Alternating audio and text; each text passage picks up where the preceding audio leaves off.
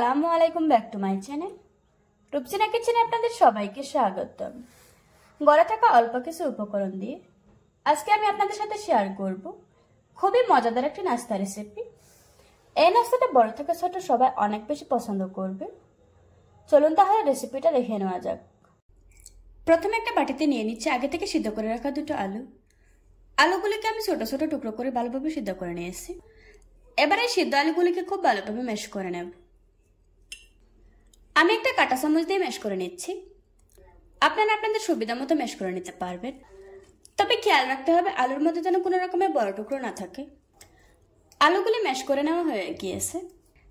এবার ম্যাশ করা আলুর মধ্যে দিয়ে দিচ্ছি 1 টেবিল চামচ কাঁচামরিচ কুচি, দিচ্ছি স্বাদ মতো লবণ, দিয়ে দিচ্ছি 1 টেবিল চামচ ধনেপাতা কুচি, তারপর দিয়ে দিচ্ছি 1/2 চামচ চাট মশলা, দিয়ে দিচ্ছি 1/2 চামচ জিরার গুঁড়া, দিয়ে দিচ্ছি 2 টেবিল চামচ কর্নফ্লাওয়ার।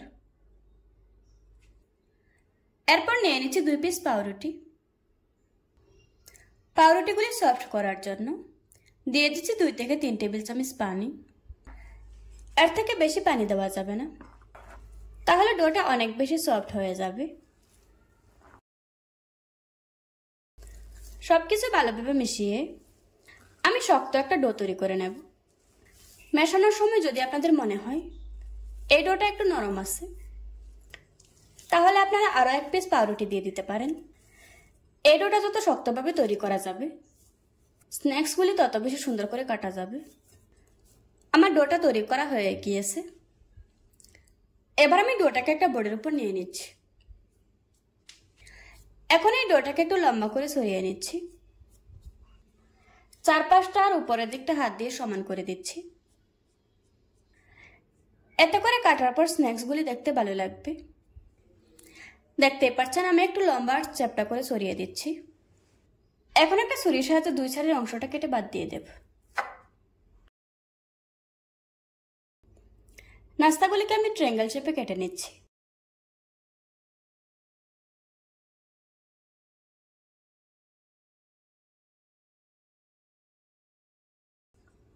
কেটে নেওয়ার পর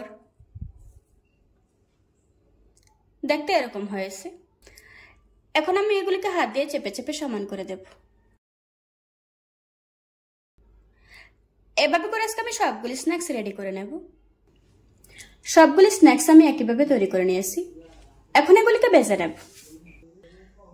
চুলায় একটি প্যান বসিয়ে পরিমাণ মতো তেল দিয়ে দিয়েছি। তেলটা যখন খুব ভালোভাবে গরম হয়ে যাবে, ওই পর্যায়ে আমি একে একে নাস্তাগুলি দিয়ে দেব।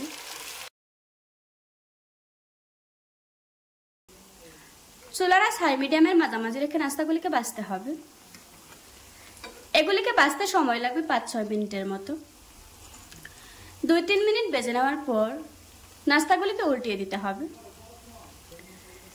নাস্তাগুলিকে গোল্ডেন ব্রাউন কালার করে ভেজে নিতে হবে। কিছুক্ষণ ভেজে নেওয়ার পর এখন নাস্তাগুলিতে খুব সুন্দর একটা কালার এসেছে। আমার নাস্তাগুলি ভাজা হয়ে গিয়েছে। এবার আমি তেল ঝরিয়ে একটা প্লেটে তুলে নেব। এভাবে করে আজকে আমি সবগুলি নাস্তা ভেজে নেব। দেখুন বন্ধুরা, আমার নাস্তাগুলি বানানো হয়ে গিয়েছে। একটা ভেঙে আপনাদের সাথে শেয়ার করছি।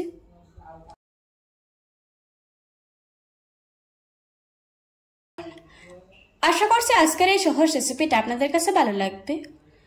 ভালো লাগলে আমার চ্যানেলটা সাবস্ক্রাইব করে পাশে থাকা বেল বাটনটি অন করে রাখবেন। আবারও কথা হচ্ছে নতুন কোনো ভিডিওতে। ততক্ষণ সুস্থ থাকুন, ভালো থাকুন। আল্লাহ হাফেজ।